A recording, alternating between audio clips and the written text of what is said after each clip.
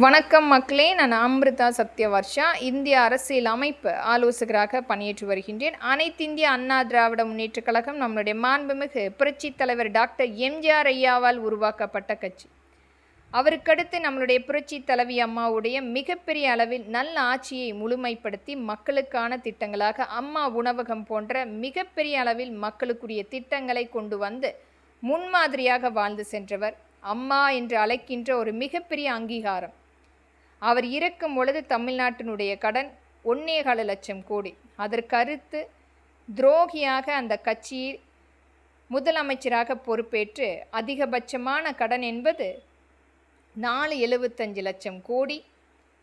அந்த கடனை முழுமையாக திராவிட முன்னேற்றக் கழகம் அந்த கடனுக்குரிய வட்டியை செலுத்த மாதம் 6000 கோடி கடனை பெற்று வட்டியாக செலுத்தி கொண்டிருந்தது.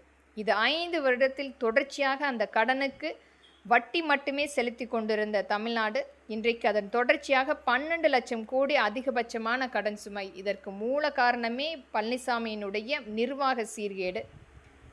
நமக்கு இன்றைக்கு அதிகபட்சமான ஒவ்வொரு இடத்திலுமே அந்த உணவு சார்ந்த பொருட்களை வாங்க முடியாமல் மக்களுடைய அந்த வறுமை அனைத்துக்குமே காரணமான பழனிசாமி அவர்கள் தன்னுடைய குடும்பம், தன்னுடைய சொந்தங்கள், தன்னுடைய பொறுப்பு என்று, அதிலும் குறிப்பாக அந்த பொதுச் செயலாளருடைய பதவி எடுக்க வேண்டும் என்று அத்தனை பேரையுமே கட்சியிலிருந்து நீக்கம் செய்து விரட்டி அடித்து அவதூறுகளை ஏற்படுத்தி ஒரு மிக சாதுரியமாக இன்றைக்கு தன்னுடைய அந்த பொதுச் செயலரை காப்பாற்றி கொள்ள பாரதிய ஜனதாவுக்கு அனைத்திந்திய அண்ணா திராவிட முன்னேற்றக் கழகத்தையே அடமானம் வைத்து விட்டார்.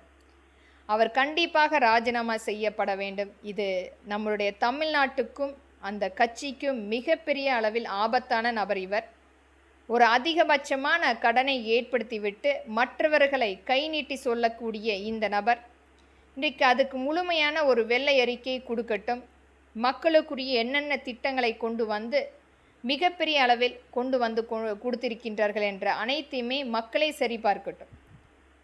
ஒரு மிகுதியான ஒரு 50 வருடங்கள் ஆட்சி அமைப்பில் 1.25 லட்சம் கோடி மட்டுமே முழுமையான தமிழ்நாட்டினுடைய கடன். ஆனால் ஒரே 4.5 வருடத்தில் 475 லட்சம் கோடி, இன்றைக்கு 12 லட்சம் கோடியாக தமிழ்நாட்டினுடைய அதிகபட்சமான கடன் சுமைக்கு ஒரு தப்பான எடுத்துக்காட்டு இந்த பழனிசாமி அவர்கள். இதை அனைத்துமே மக்களும் தொண்டர்களும் ஏற்றுக்கொள்ள வேண்டும். ஒரு நிர்வாக சீர்கேடு, ஒரு கட்சியையும் முழுமையாக நடத்த முடியாமல் மற்றவர்களை அவதூறாக சொல்லி கட்சியிலிருந்து தொடர்ச்சியாக நீக்கம் செய்து இன்றைக்கு அனைவருமே கட்சியிலிருந்து வேறு பக்கம் சென்று அந்த கட்சியை வாழ வைத்து கொண்டிருக்கின்றார்கள். அனைத்திந்திய அண்ணா திராவிட முன்னேற்றக் கழகம் நம்மளுடைய புரட்சி தலைவி அம்மா கடினமாக அவருடைய அந்த காலகட்டத்தில் உருவாக்கிய அனைத்துமே இன்றைக்கு சீரழிந்து கொண்டிருக்கிறது. இது மாதிரியான நபருக்கு நீங்கள் ஆதரிக்கப் போகிறீர்களா என்ற அனைத்துமே யோசிக்க வேண்டும். இது நான் கட்சிக்காக மட்டுமே, கட்சியுடைய நலனுக்காக மட்டுமே இந்த பதிவு. இன்றைக்கு இவரால் ஏற்படுத்திய ஒரு மிக மோசமான சம்பவம் நம்மளுடைய தமிழ்நாட்டுக்கு ஒரு அதிகபட்சமான கடன் சுமையை ஏற்படுத்திவிட்டு அனைத்திந்திய அண்ணா திராவிட முன்னேற்றக் கழகத்தை எடுத்து பாரதிய ஜனதாவுக்கு முழுமையாக தாரை வார்த்து விட்டார். ஒரு சாதாரணமான உறுப்பினர் அட்டை கூட ஒரு நபரால் எடுக்க முடியாத அளவுக்கு பாரதிய ஜனதா மிகப்பெரிய அளவில் ஆளுமை செய்து கொண்டிருக்கிறது. அனைத்திந்திய அண்ணா திராவிட முன்னேற்றக் கழகத்தை கைப்பற்றி இன்றைக்கு முழுமையாக மறைமுகமாக பாரதிய ஜனதா மட்டுமே தமிழக வெற்றி கழகம் மற்றும் அனைத்திந்திய அண்ணா திராவிட முன்னேற்றக் கழகத்தை கட்டுப்பாட்டில் வைத்து கொண்டிருக்கிறது.